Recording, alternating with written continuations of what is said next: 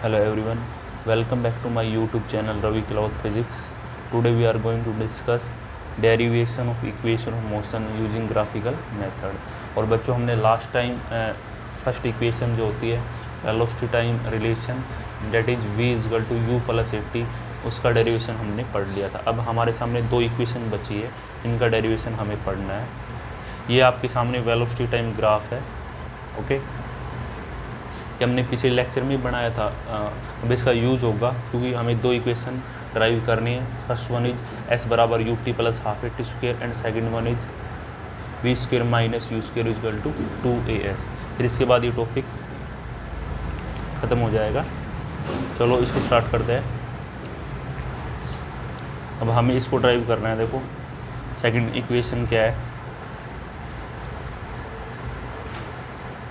ये इक्वेशन है second, S बराबर u t plus half a t square. ठीक है, हमें इसको ड्राइव करना है यूजिंग दिस ग्राफ. ओके, चलो देखते हैं. एज आपको पता है, as we know that area under the velocity time graph for a given time interval represent the distance covered by uniformly accelerated object in that time interval.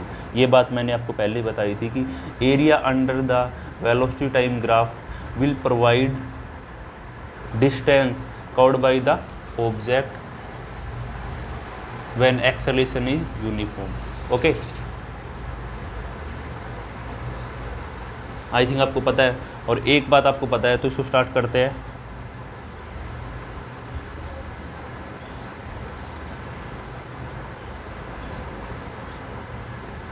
As area under the VT graph, area under the VT graph for a given time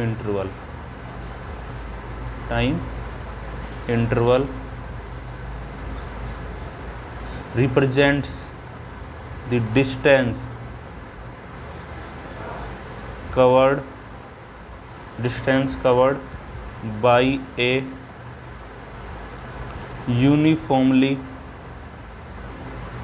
accelerated object in that time interval. उस time interval के दौरान. ठीक है, तो ये बात आपको मैंने बता दी. एक बात तो आपको ये पता ही है कि इस ग्राफ का जो स्लोप होगा, वो हमें क्या प्रोवाइड करेगा, एक्सेलरेशन प्रोवाइड करेगा. ओके, ठीक है. तो पहले हम ऐसा कर लेते हैं, एक्सेलरेशन कैलकुलेट कर लेते हैं. एक्सेलरेशन का सिंबल ए है और ये बराबर होगा स्लोप ऑफ VT ग्राफ यानी AB. ठीक है, slope of VT graph AB. ये ग्राफ गिवन है. अब इसका स्लोप मैंने आपको बता रखा है, स्लोप इक्वल टू होता है tan थीटा. तो और वैसे tan थीटा, आप इस ट्राइंगल को देखो, ADB ट्राइंगल को देखो या BDA ट्राइंगल को देखो, इसमें tan थीटा कितना होगा. tan थीटा होता है base by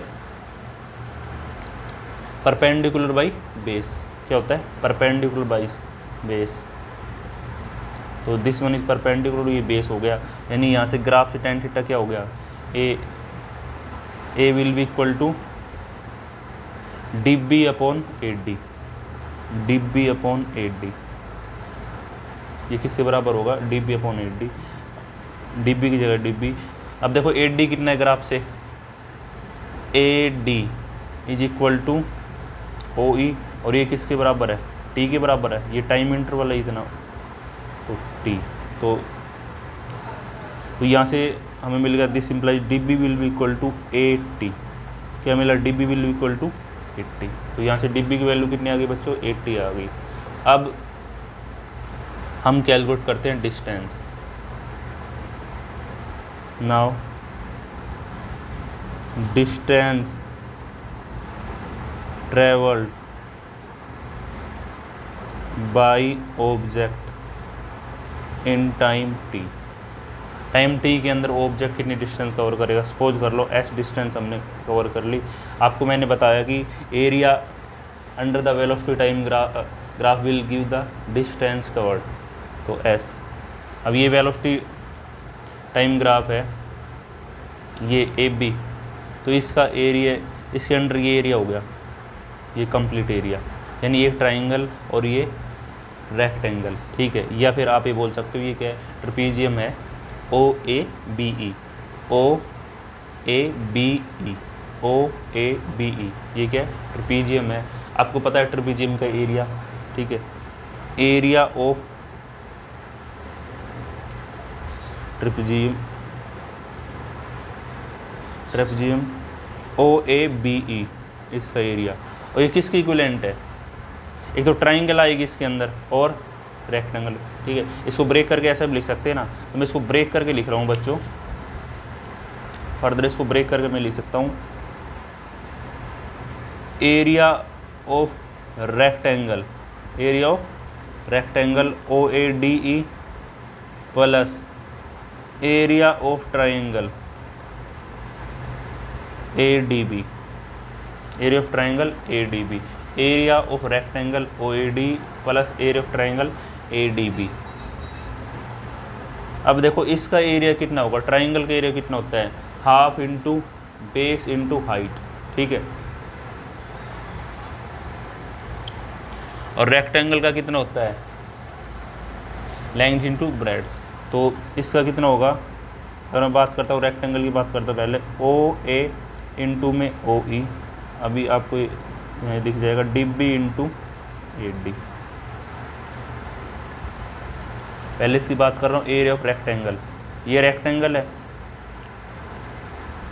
this one is rectangle, तो क्या होगा इसका एरिया, OA इंटू OE, ये तो हो गया।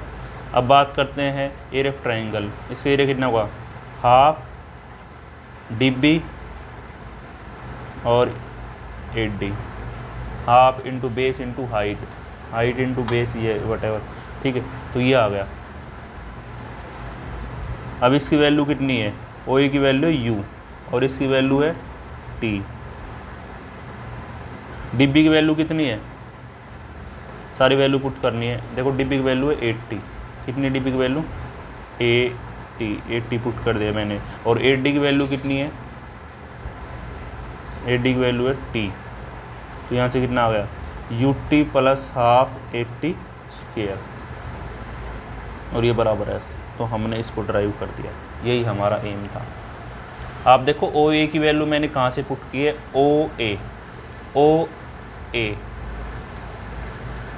OA किसके बराबर है, OA is equal to U, ठीक है। फिर OE की वैल्यू किसके बराबर है, T के बराबर, ये T हो गया, प्लस हाफ।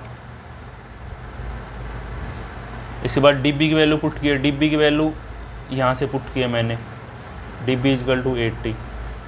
फिर 8D की वैल्यू पुट की है, 8D is equivalent to OE, और ये किसके बराबर है, T के बराबर। तो ऐसे इक्वेशन हमने ड्राइव किया, S बराबर UT प्लस हाफ 80 स्क्वायर, ठीक है।